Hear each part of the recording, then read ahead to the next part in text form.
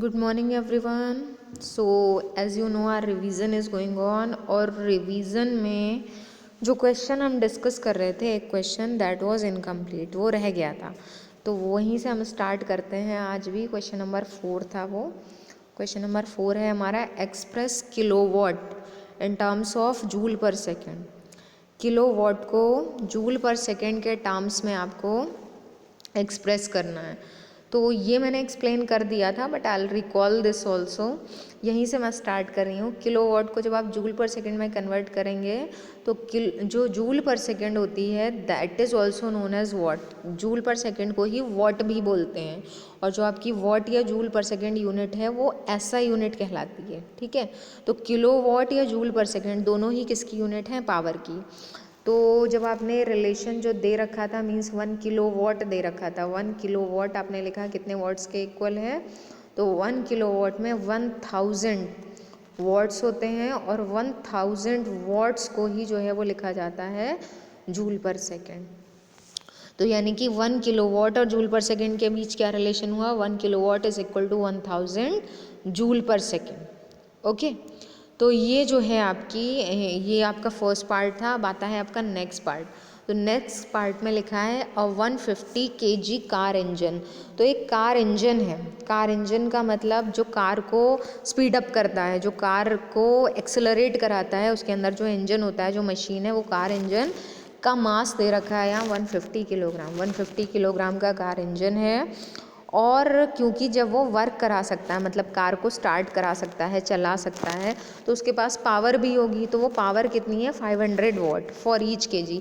यानी कि वो 1 केजी का जो वर्क करेगा, 1 केजी का वर्क करने के लिए उसको वो 500 वॉट पावर अप्लाई करता है। तो जितने भी केजी का उसको वर्क करना है उसी के टर्म्स में पावर उससे यूटिलाइज की जा सकती है।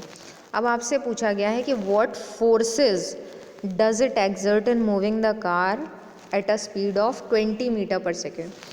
तो ये कितना फोर्स लगाता है कार को चलाने में? एक कार को इसको चलाना है और कितनी स्पीड पे चलाना है? 20 मीटर पर सेकेंड स्पीड पे कार को चलाना है, कितना फोर्स लगाना पड़ेगा?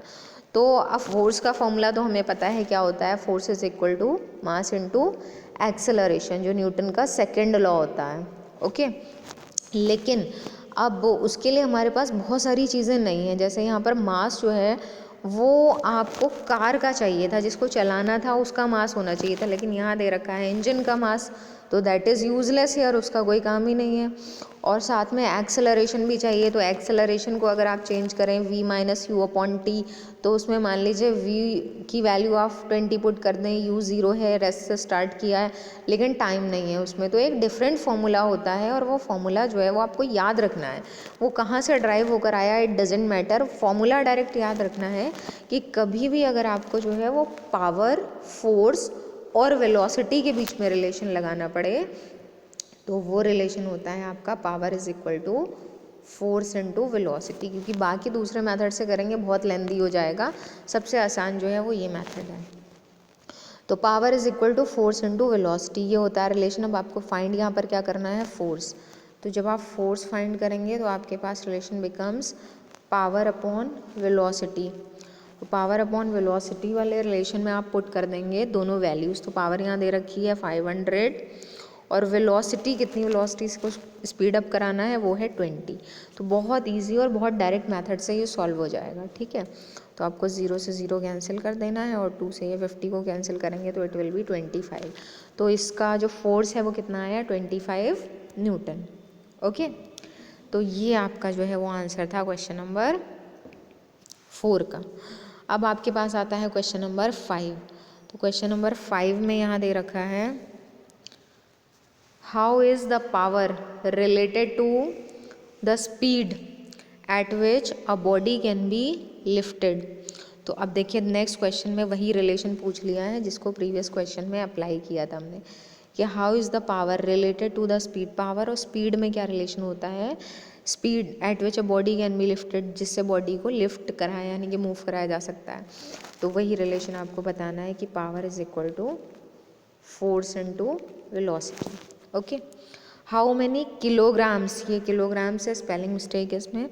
How many kilograms will a man working at the power of this be able to lift at constant speed of 1 metre per second होगा ये, constant speed of 1 metre per second vertically, g is equal to 10। अब आपको क्या करना है, how many kilograms यानी कि mass find करना है, और क्या क्या दे रखा है, पावर दे रखी है और दे रखी है स्पीड। तो पहले तो आप पावर और स्पीड की हेल्प से जो है वो फोर्स फाइंड कर लें, उसके बाद में हम मास फाइंड कर लेंगे, फोर्स के फॉर्मूले में मास आता है।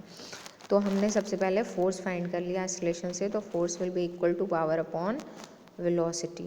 तो पावर यहाँ दे रखी है 100 वाट और वेलोसिटी दे रखी है, अगर 1 मानकर चलते हैं क्योंकि ये क्लियर नहीं है, 1 ही लिखेगा इसको, तो फोर्स कितना आया 100 न्यूटन। ठीक है, अब आपको फाइंड करना है मास, हाउ मैनी किलोग्राम्स। तो मास के लिए आप क्या करेंगे कि फॉर्मूला लिखेंगे F is equal to M A, जो फोर्स का फॉर्मूला है उसको आपने लिखा M A is equal to 100, ये 100 है। अब लेकिन वर्टिकली किसी चीज़ को अगर लिफ्ट कराना है तो एक इसमें कन्वर्ट हो जाएगा जी में, तो आपको mass is equal to 100 upon ये जी आ जाएगा, ए या जी, और जी की वैल्यू कितनी दे रखी है 10, ज़ीरो कैंसिल हो जाएगा, तो मास कितना आया 10 kg।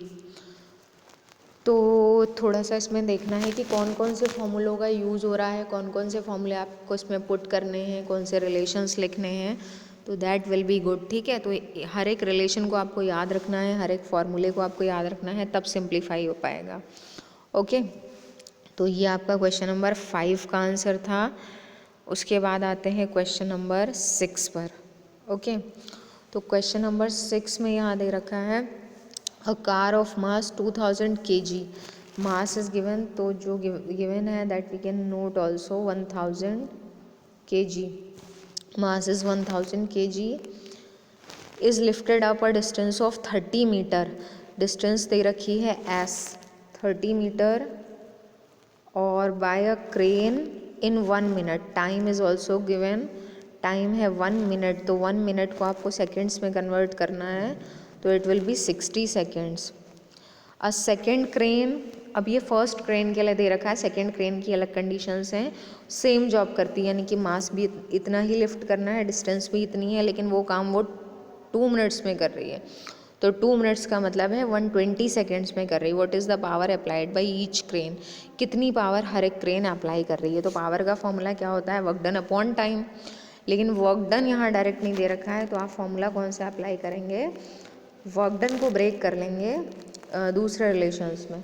तो वर्क डन का रिलेशन होता है फोर्स इनटू डिस्प्लेसमेंट, फोर्स को आपने ब्रेक किया mg में और डिस्प्लेसमेंट h हो जाएगा वर्टिकल मोशन में, अपॉन t, ये सारी वैल्यूज़ पुट करेंगे तो मास 1000 है, मास लेंगे आप 1000, g की वैल्यू, ग्रेविटी की वैल्यू यहाँ दे नहीं रखी है, बेटर होगा आप 10 ले लें, और टाइम जो है वो पहले mgh, डिस्टेंस जो है वो 30 है, डिस्टेंस 30 है, और टाइम फर्स्ट वाले में है 60। ठीक है, ये सारे चेंजेस मैंने यहाँ पुट कर लिए हैं, 0 से 0 यहाँ कैंसिल हो जाएगा, और ये 3 2 ज़ा 6, और 2 से यहाँ ये कैंसिल हो जाएगा 5, तो कितनी आई इसकी पावर 5000 वॉट्स। ओके, तो पहली वाली पावर आपकी आ रही है 5000 वॉट। अब आपको क्या करना है दूसरे प्रोसेस में, ये आपको सॉल्व करना है, आपका होमवर्क है कि अब की बार में आपका mgh तो सेम रहेगा, यही लिखना है आपको 1000 इंटू 10 इंटू 30, और टाइम की जगह आप क्या पुट कर देंगे 120, जस्ट डबल हो जाएगा। ठीक है, तो जस्ट डबल का मतलब जो आंसर अभी आया उसका हाफ आंसर आपका आना चाहिए, क्योंकि डिनोमिनेटर डबल हो रहा है। तो अभी आपका आंसर 5000 आया था, तो यू कैन ऑब्जर्व कि कितना आंसर आएगा नेक्स्ट टाइम, 5000 का हाफ आंसर आएगा। ठीक है, लेकिन आपको प्रॉपरली लिख कर प्रैक्टिस करनी है। ठीक है, same question I give in the homework, तो इसका आंसर आपको जो है वो पूरा सॉल्व करके मुझे दिखाना होगा। ठीक है, तो ये आपका क्वेश्चन नंबर 6 था। Now starting from the next question, अब देखिए 7th जो क्वेश्चन है वो भी न्यूमेरिकल है, और ये सारे के सारे जो हैं ये इस टाइप के क्वेश्चंस हैं जिनमें आपको बहुत मेहनत करनी है, आपकी कैलकुलेशन स्ट्रांग होनी चाहिए, क्योंकि अगर स्ट्रांग कैलकुलेशन है तभी आप इसको प्रॉपरली सॉल्व कर सकते हैं। और दूसरी बात ये है कि कुछ नए फॉर्मूले, कुछ नए रिलेशंस का भी इसमें यूज़ हो रहा है, इंट्रोडक्शन हो रहा है, तो वो सारे भी आपको याद रखने हैं। ओके, तो देखिए इसमें लिखा है calculate the electricity bill amount for a month of June. June month के लिए इलेक्ट्रिसिटी बिल आपको फाइंड करना है, यानी कि 1 मंथ का 30 डेज का बिल आपको फाइंड करना है। If 6 bulbs of 100 what for 5 hours, जो 100 वॉट के बल्ब हैं वो कितने हैं 6, कितने घंटे के लिए चलाए जाते हैं 5 आवर्स के लिए चलाए जाते हैं। 4 ट्यूबलाइट्स हैं, उनकी पावर कितनी 60 वॉट, वो भी 5 घंटे के लिए चलाई जाती हैं। एक टीवी है 50 वॉट का, वो कितने घंटे चलाया जाता है 6 घंटे के लिए पर डे। एक दिन में इतना खर्च हो रहा है, ठीक है। उसके अलावा जो इलेक्ट्रिसिटी का अमाउंट है एक दिन का या एक यूनिट का, वो 5 रुपीज़ है। एक यूनिट का जो खर्च है वो 5 रुपीज़ है। मैं आपको 1 बाई 1 पूरी बात बताती जा रही हूँ।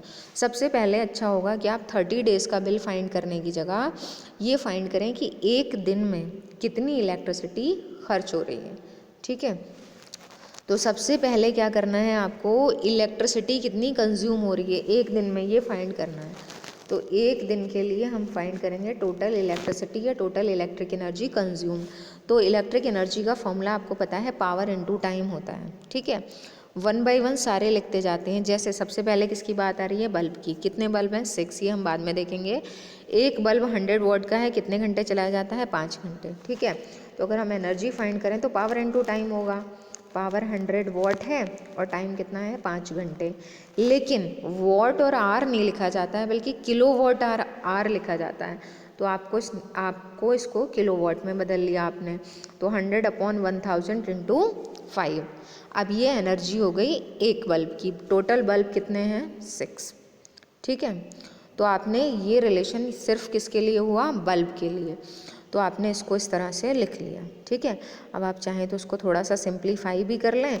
तो एक 0 से 0 यहाँ कैंसिल कर दिया है, दूसरा 0 भी कैंसिल कर दिया है। 5 से ये 2 कैंसिल कर दिया मैंने, और 2 से ये कैंसिल हो जाएगा 3। तो ये 3 एनर्जी किसकी आ गई, बल्ब वाली। प्लस अब दूसरा आता है ट्यूबलाइट्स। ट्यूबलाइट्स कितनी है 60 वॉट की हैं। तो 60 वॉट, अब आपको पता है इसको सबसे पहले तो आपको किलो वॉट में बदलना है। दूसरी बात, कितने घंटे चलाई जाती हैं, तो ये भी 5 घंटे चलाई जाती हैं। दूसरी बात, ये कितनी है 4, इसको भी पूरा सॉल्व कर लेंगे, ठीक है। तो ये 0 से 0 आपका कैंसिल हो जाएगा, 5 से आप इसको कैंसिल कर देंगे, ठीक है। तो ये हो जाएगा आपका 20, और नीचे इसको कैंसिल कर दें या फिर इसको किसी को भी कैंसिल कर सकते हैं। तो ये आपका जो है 4 से कैंसिल होकर आ जाएगा 5। तो ये आपका आया 6/5, ठीक है। तो ये आया आपका 6/5। प्लस तीसरा टीवी आता है। तो टीवी 50 वॉट का है। तो टीवी 50 वॉट, 50 को पहले आप किलो वॉट में बदलेंगे। टीवी एक ही है तो 1 ही रहेगा। कितने घंटे चलता है 6, ये लिखा आपने। 0 से 0 कैंसिल हो गया, और 5 से इसको कैंसिल किया तो 20 आया। और अब कैंसिलेशन थोड़ा सा और हो सकता है, ऊपर 3 आएगा और नीचे 10 आएगा। तो यहाँ पर 3/10।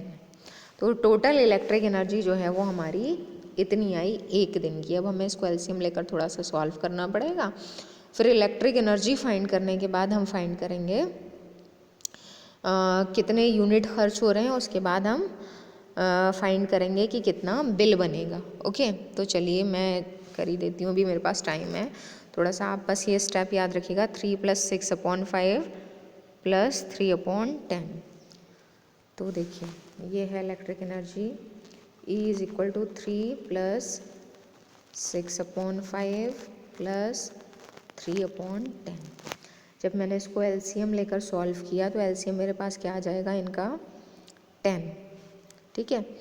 तो 10 एलसीएम है तो यहाँ हो जाएगा 30 + 2 6 = 12 और प्लस ये आ जाएगा 3, ठीक है। तो यहाँ पर आपका आ जाता है ऐड होके 30 + 3 33, और 33 में 12 ऐड करेंगे तो 45/10। ओके, इसको ऐसे ही छोड़ देते हैं, अभी हम डिवाइड नहीं करेंगे ना ही पॉइंट लगाएंगे। तो इतनी आपकी इलेक्ट्रिसिटी खर्च हो रही है, इतने यूनिट्स, इतने किलोवाट आवर या यूनिट्स, एक ही बात है।